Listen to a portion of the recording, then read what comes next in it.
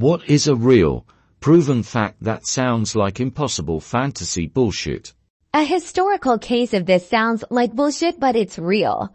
The first English scientist to receive a preserved platypus was so absolutely 100% convinced it was a hoax that he nearly took the specimen apart trying to find evidence that it had been assembled from multiple different animals.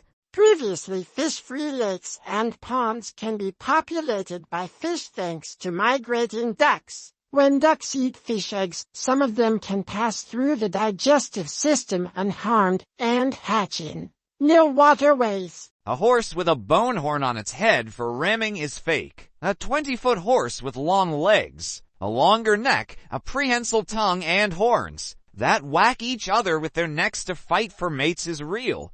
Butterflies. You're telling me that this worm thing is going to entomb itself in this pod, basically liquefy itself, then reconstitute its parts and come out looking like a totally different looking, beautiful moth thing, stranger than fiction.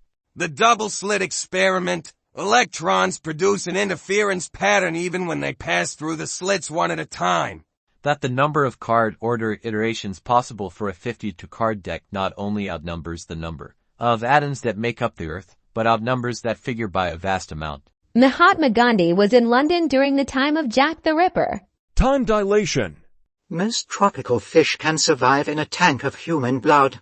In ancient China, a poor peasant born to farmers who, not wanting to do work, managed to become the lackey for some nobles. One day when no laws were enacted, they decided to make the now nearing middle-aged lazy lackey the town's head guard, so that way the chief of police would ignore their crimes. After he failed in one part of his job in dubious circumstances, he went and became a bandit. Rebellions against the emperor started, so the local governor called on various bandits to join in rebellion. At the last second, the governor changed his mind, so when this bandit showed up, they encouraged the people to rebel against the governor. The peasant now found himself in charge of a small army. Turned out while he sucked at most things, he was a pretty decent general, so his forces gradually grew and he was the first rebel army to seize the capital.